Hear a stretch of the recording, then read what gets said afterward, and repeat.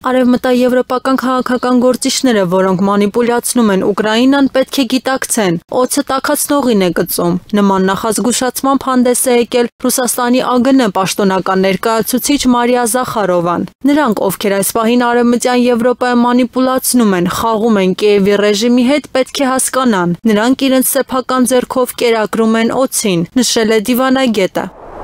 Իսպանիան արգելել է Իսրայելի համար զենք, զինամթեր կամ ռազմական տեխնիկա տեղափոխող ԱՄՆ ինքնաթիռների կամ նավերի տեղափոխումը Ռոթա և Մորոնե դե լա Ֆրոնտերա բազաներով։ Նշվում է, դա վերաբերում է ինչպես նավերին, որոնք նավարկում են ուղիղ դեպի Իսրայել, այնպես էլ նրանց, որոնց վերջնական նպատակակետը իսրայելական պետությունն է, նախնական կանգառից հետո։ Միևնույն ժամանակ Իսպանիան չի ստուգում ԱՄՆ տրանսպորտային ինքնաթիռները կամ նավերը, որոնք կանգ են առնում իսպանական բազաներում։ Պենտագոնը կարող էր թաքցնել, թե ինչ բեռ են տեղափոխում ամերիկյան նավերը, սակայն աղբյուրների ենթադրությամբ Մադրիդի և Վաշինգտոնի միջև հարաբերությունները հիմնված են վստահության վրա, որը լրջորեն կտուժեր այդ դեպքում։ Իսպանիան բավականին կոշտ դիրքորոշում ունի Իսրայելի նկատմամբ Գազայում ստեղծված իրավիճակի պատճառով։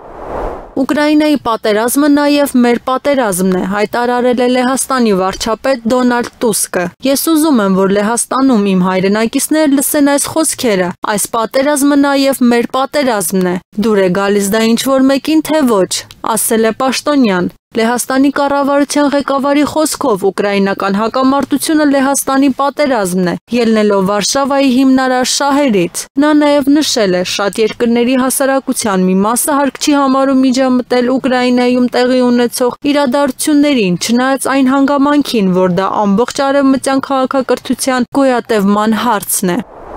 Ուկրաինայի նախագահ Վոլոդիմիր Զելենսկին խոսելով հակամարտության կարգավորման գնալու պատրաստակամության մասին հայտարարել է. Ռուսաստանը չպետք է նոր սահմաններ սահմանի Ուկրաինայում։ Ինչ վերաբերում է շփման գծին կամ ճակատային գծին, մենք կարող ենք դիվանագիտական ուղի դուրս գալ առաջին գծից, որտեղ առաջնորդները կարող են պայմանավորվել հրադադարի մասին և թիմերը կարող են սկսել աշխատել պատերազմն ավարտելու պլանի վրա։ Սակայն Ռուսաստանի Դաշնությունը չպետք է սահմանի նոր գծեր Ուկրաինայում, ասել է նախագահը։